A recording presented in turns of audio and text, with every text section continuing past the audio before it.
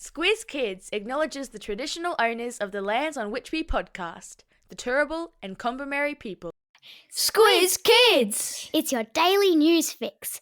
Fun, free, fresh.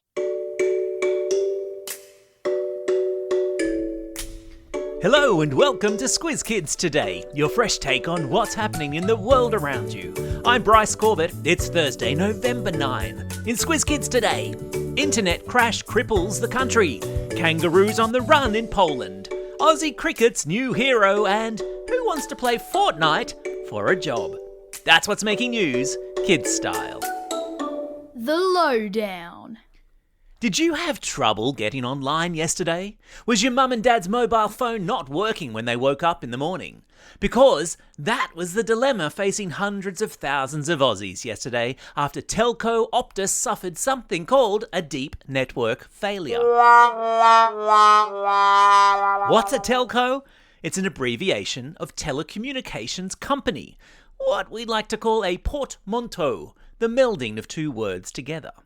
Hospitals and public transport across the country and businesses were thrown into disarray as thousands found they couldn't make or receive calls or access the internet, and basically we all learned how dependent we've become on access to a continually functioning internet and phone network.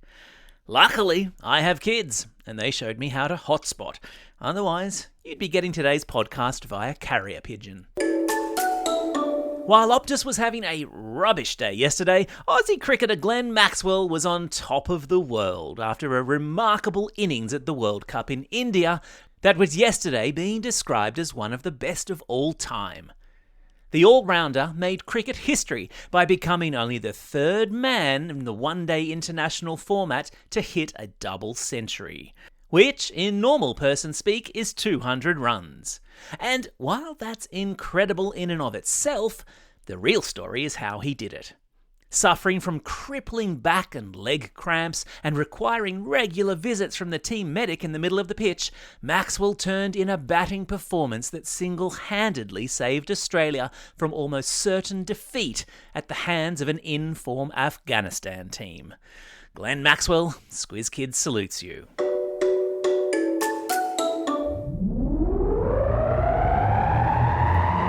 Spin the globe. Each day we give the world globe a spin and find a news story from wherever it stops. And today we've landed in Poland in Eastern Europe, where a couple of kangaroos are on the loose.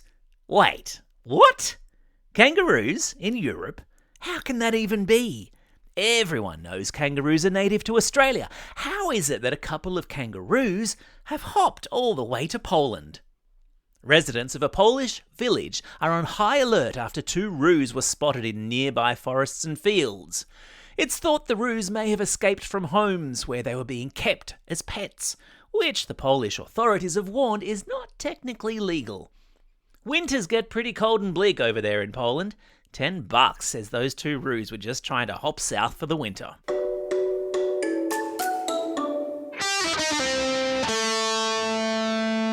Pop Culture Corner. Parents, you might want to turn your ears off for this item. Kids, I have a feeling a lot of you are going to love it. According to news reports, more and more schools around the country are starting to welcome video games into their classrooms.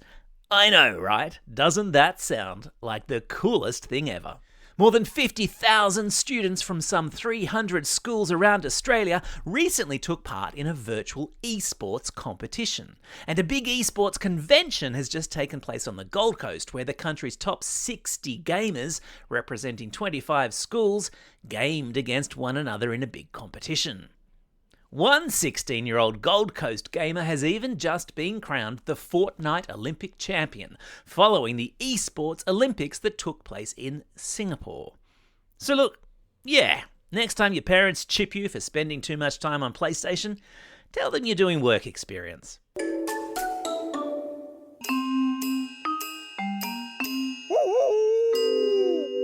Newshounds. Every Thursday, Squizzy the Newshound sticks his snout into Squiz Kids HQ and reports back on fishy things he's sniffed out online. And today, his snout is all twitchy after an article about wind farms in Wollongong turned out to be a fake. An article which looked as if it had been published by a serious scientific magazine appeared on Facebook last month, claiming that whales were going to be impacted by the building of a wind farm off the coast of Wollongong. What's a wind farm? It's a whole lot of massive wind turbines turned by huge propellers which catches the wind and creates electricity. And it's what's called a form of renewable energy, meaning a form of energy that won't run out. Some people are opposed to the building of wind farms for various reasons, and it seems someone has created a fake scientific article making claims about whales that are not properly researched. And they made it seem like that article has appeared in a well-known, credible scientific publication. But Squizzy smelt something fishy, and he checked with the editor of that magazine, who had never heard of the article, nor did they ever publish it. It's another good reason to do as Squizzy always says, and that's to stop, think, and check before believing everything we see, hear, or read online. Thanks, Squizzy. You've done it again. And remember, teachers, Term 4 is the perfect time to jump in and start Newshounds, our free media literacy program for primary school kids. 1,800 other educators around the country have already signed up and gotten stuck in, so what are you waiting for? Get involved via squizkids.com.au. Time for the quiz. This is the part of the podcast where you get to test how well you've been listening. Question number 1. In which country have a pair of kangaroos been on the loose? Yeah, that's right. It's Poland. Question number 2. In which nearby Asian country were the eSports Olympics recently held? Well done if you had your listening ears on, and the answer you gave was Singapore. Question number 3. Which team did Australia just beat in the Cricket World Cup thanks to an awe-inspiring effort from Glenn Maxwell? Again, well done if you had your listening ears on and you said Afghanistan.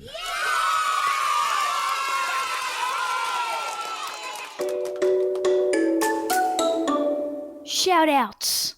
It's November 9. Today, my friends, is Delta Goodrum's birthday. Happy birthday, Delts. It's also a special day for these Squiz Kids celebrating a birthday today. Magella from Montmorency, Jessie from Ladysmith, Ruby from Northmead, Hannah from Forest Lake, Corey from Casino, Jack from Kingsgrove, Hoshi from Sefton, and Harvey from French's Forest.